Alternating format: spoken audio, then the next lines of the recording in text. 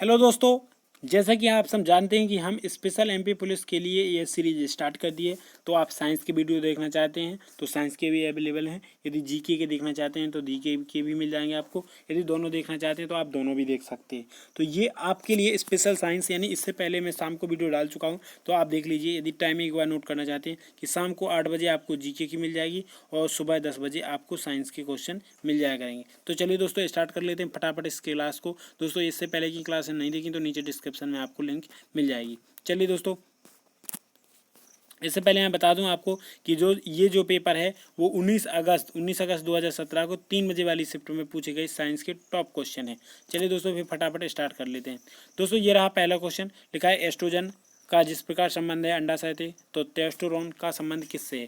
तो इसमें ये बताया गया है, जिसे आप सब जानते हैं कि इसमें इस टाइप के मैथ में क्वेश्चन होते हैं कि इस प्रकार इसका संबंध है तो इसका किससे संबंध है। तो इसका राइट आंसर हो जाएगा जो टेस्टोस्टेरोन पाया जाता है, यानी कि जो टेस्टोस्टेरोन पाया जाता है वो विषण यानी अंडाशय में पाया जाता है। तो इसका राइट आंसर हो जाएगा ऑप्शन नंबर ए। चलिए दोस्तों, नेक्स्ट क्वेश्चन। लिखा है नरम मिट्टी से निर्मित निपटान योग्य कप यानी कुल्हड़ को प्रोत्साहन नहीं किया जाता, क्योंकि आप सब जानते हैं कि जैसे कोई भी चीज़ है, यदि वो हम मिट्टी से निर्माण करते हैं तो एक टाइम ऐसा आएगा कि मिट्टी खत्म हो चुकी होगी। तो इसी प्रकार इसका राइट आंसर हो जाएगा कि उपयोग नहीं किया जाता, इसका प्रोत्साहन नहीं किया जाता। क्यों नहीं किया जाता? क्योंकि ये बड़े पैमाने पर, यानी इसका राइट आंसर हो जाता तीसरा, बड़े पैमाने पर बनी मिट्टी से निर्मित वस्तुओं उपजाऊ परत को नुकसान पहुंचाती है, इसलिए इसका प्रोत्साहन नहीं किया जाता। चलिए दोस्तों, नेक्स्ट क्वेश्चन। लिखा है कि पीलिया से होने वाली, जो पीलिया हो जाता है तब कौन सा अंग प्रभावित होता है। तो आप सब जानते हैं कि पीलिया के कारण जब हमारे नाखून होते हैं तो वो भी पीले पड़ जाते हैं।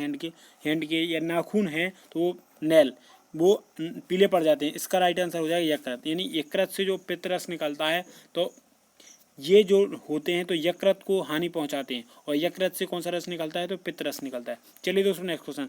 निम्न में से किस एक से सुनामी होने की संभावना होती है। तो किस से संभावना होती है? क्या बिजली से होती है, वायु से होती है, बर्फ से? तो ये ना तो बिजली से हो सकती, ना वायु से हो सकती, ना बर्फ से हो सकती।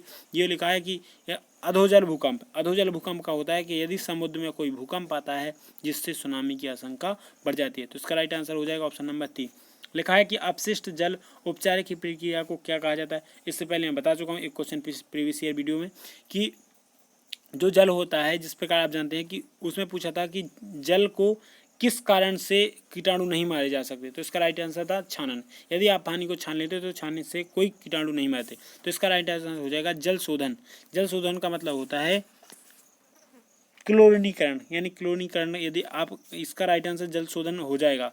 चलिए दोस्तों, नेक्स्ट क्वेश्चन। यदि क्लोरीनीकरण करते हैं तो भी जल शुद्ध होगा, लेकिन इसमें लिखा है कि अपशिष्ट जल उपचार की प्रक्रिया को क्या कहा जाता है। तो उसमें मल जल शोधन कहा जाता है।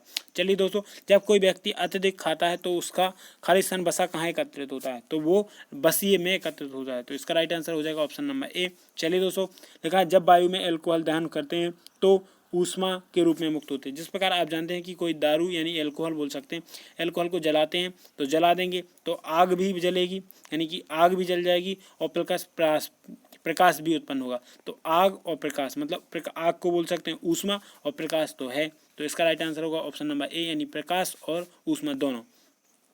चलिए, रेगिस्तान में के पौधों में जल हानि की दर इतनी उपस्थिति के कारण कम होती है, यानी कि जो क्या कारण होता है कि रेगिस्तान के पौधों को पानी की कम आवश्यकता पड़ती है। तो इसका राइट आंसर हो जाए क्यूटी, यानी क्यूटिकल, जो एक प्रक्रिया होती है जिसके तहत रेगिस्तान के पौधों में जल की कम आवश्यकता होती है। चलिए दोस्तों, राइट आंसर हो जाएगा ऑप्शन नंबर क्यूटिन। लिखा है कि नाभिकीय ऊर्जा संयंत्र में रिएक्टर में ऊर्जा की निम्न प्रक्रिया के माध्यम से उत्पन्न होते हैं। जिस प्रकार आप जानते हैं कि ये कोई सूरज है तो सूरज में होता है नाभिकीय संलयन होता है, जिसके कारण हमें ऊष्मा पहुंचती है। लेकिन इसमें पूछा है कि नाभिकीय ऊर्जा संयंत्र, यानी कि जो नाभिकीय ऊर्जा संयंत्र है वहाँ पे ऊर्जा किस प्रकार से हमें प्राप्त होती है, किस माध्यम से उत्पन्न होती है। तो उसका राइट आंसर हो जाएगा नाभिकीय विखंडन, यानी option number B right answer हो जाएगा। चलिए दोस्तों, नेक्स्ट क्वेश्चन। लिखा है कि एक किताब को पढ़ते समय आंखों की न्यूनतम दूरी क्या होनी चाहिए। तो मैं बता चुका हूँ, इससे पिछली वाली वीडियो में भी इस टाइप का क्वेश्चन था कि आंखों को कितनी दूरी पर होना चाहिए कि वो स्वच्छ पढ़ाई कर सकें। तो इसका राइट आंसर हो जाएगा 25 सेंटीमीटर। चलिए दोस्तों, बायोफाइट होते हैं, यानी कि इनकी पहचान किस प्रकार से की जाती है, यानी बायोफाइट की। तो इसका राइट आंसर हो जाएगा प्रभावी स्क्रोफाइटिक प्रभावस्था, यानी इसका राइट आंसर हो जाएगा ऑप्शन नंबर ए। चलिए दोस्तों नेक्स्ट क्वेश्चन। दोस्तों ये है आपके लिए जो ये क्लास जो स्टार्ट की गई है, तो इस क्लास का माध्यम है आपको जो यानी PYP में जो क्वेश्चन पूछे गए उनका डिवीजन करना। तो इसलिए मैं फर्स्ट वीडियो लेके चलता हूँ और आपको फटाफट रिवीजन कर। यानी मधुमेह के लक्षण क्या है, तो इसका राइट आंसर हो जाएगा, यानी मधुमेह हो जाता है तो उसके लक्षण क्या दिखने लगे कि आपको बारंबार प्यास लगेगी और बार बार पेशाब जाने की आवश्यकता ही पड़ेगी। लिखा है कि चंद्रमा की सतह में गहरे गड्ढे खालिस्तान कहलाते हैं, यानी कि जो चंद्रमा है आप सब जानते हैं कि पृथ्वी का उपग्रह जो है वो चंद्रमा है। तो लिखा है कि चंद्रमा की सतह पर जो गहरे गड्ढे होते हैं उनको क्या कहते हैं, तो उन्हें क्रेटर्स कहते हैं। चलिए दोस्तों, एक पुष्प जिसमें नर और मादा दोनों का प्रजनन अंग होते हैं तो उसे क्या कहलाता है, तो उन्हें उभयलिंगी पुष्प होते हैं जिनमें मादा और नर यानी दोनों प्रकार के प्रजनन पाए जाते हैं। लिखा है निम्न में से एक आपदा प्राकृतिक आपदा नहीं है, उसे पहचानिए। तो आप जानते हैं कि प्राकृतिक आपदा क्या नहीं है, तो उसे पहचानना है आपको। तो लिखा है कि ये लिखा है शहरीकरण में वनोन्मूलन, यानी कि शहर में जो वनों की कटाई होती है शहर की स्थापना के लिए, तो ये एक प्राकृतिक आपदा नहीं है, बल्कि सूखा पड़ती है तो ये नेचुरल है, भूकंप आता है तो भी नेचुरल है, और बाढ़ भी आती है तो ये भी नेचुरल है, यानी इन्हें आप रोक नहीं सकते। इसमें लिखा है कि प्राकृतिक आपदा नहीं है, तो ये वनों की कटाई करके शहर का निर्माण करना ये जो है वो आपदा नहीं है प्राकृतिक। तो दोस्तों ये थे टॉप 15 क्वेश्चन आपके MP साइंस में, जो कि 19 अगस्त 2017 को 3 बजे वाली शिफ्ट में पूछे गए।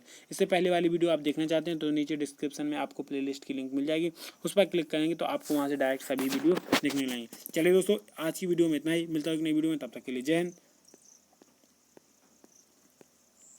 और दोस्तों यदि आपको वीडियो पसंद आती है तो प्लीज़ लाइक शेयर सब्सक्राइब जरूर कर दिया कीजिए, ताकि वहाँ से हमें एक मोटिवेशन मिलता है और हम आपके लिए ढेर सारी क्लासेस लेकर आते रहते हैं।